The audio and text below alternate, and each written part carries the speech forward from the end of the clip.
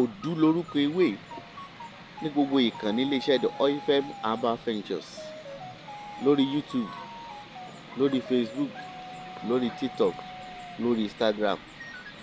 Ìdí ni pé a ti sọ̀rọ̀ tó pọ̀ nípa ẹ̀, a ti sọ ọ̀pọ̀ nǹkan nípa ewé yìí. Mo mọ̀ pé ewé tí gbogbo wa mọ̀ dáadáa ni, ṣùgbọ́n fáwọn tí ò mọ̀, ẹ gbọ́ kí lorúkọ ewé yìí lọ́dọ̀ yín. Yorùbá a máa pè é ní ọlọ́sẹ̀-ń-pòtú.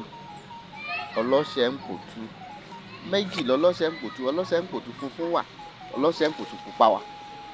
Ọlọ́sẹ̀-ń-pòtú pupa rèé, ọlọ́sẹ̀-ń-pòtú.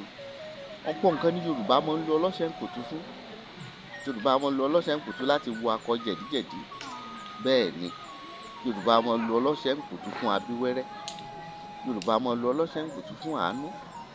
Yorùbá máa ń lò fún ẹ̀bì àgbà, máa sì máa lò fún ìtùnú. Ọ̀pọ̀ nǹkan, ọ̀pọ̀ àǹfààní, ọ̀pọ̀ ìwúlò ó ní ewé yìí ṣe ìran adúláwọ̀. Ọ̀pọ̀ àǹfààní ló ṣe ìran adúláwọ̀, ọ̀pọ̀ àǹfààní.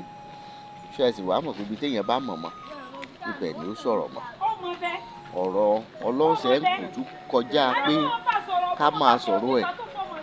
Ìdí ni pé tílẹ̀ ó fi mọ́, tílẹ̀ ó fi ṣú, lèèyàn á máa sọ̀rọ̀ nípa ìwúlò ọlọ́sẹ̀-ń-pòtú.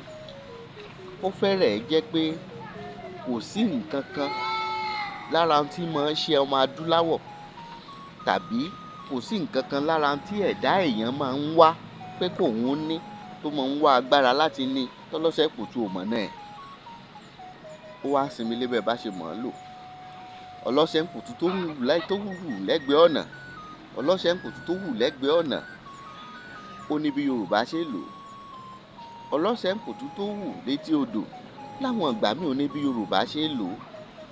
Ọlọ́sẹ̀-ń-pòtú tó wù lákìtàn, bí irú ibi tá a wà yìí, ó níbi tí Yorùbá ṣe máa ń lò ó.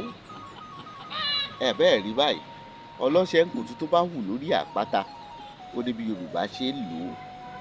Ṣé o rí pé ìlú ọlọ́sẹ̀-ń-pòtú kọjá pé ẹ̀gbọ́n náà iṣẹ́ kí ní í ṣe? Ohun tí bá ṣèèyàn lọ́pọ̀ ìgbà, ó fẹ́rẹ̀ẹ́ má jẹ́ pé kò sí tí ò sí wúlò ọlọ́sẹ̀-ń-pòtú lára ẹ̀. Ẹ̀wọ̀n ọ̀nà kí náà ń pè ní comment section, dákun bá ń fi síbẹ̀. Ládùúgbò rẹ kí ni wọ́n ń pè é? Dákun bá fi sí comment section. Ire o, ayọ̀ kò ní wọ́n ọ. Pè mí sí nọ́mbà yìí 090 65 63 61 84.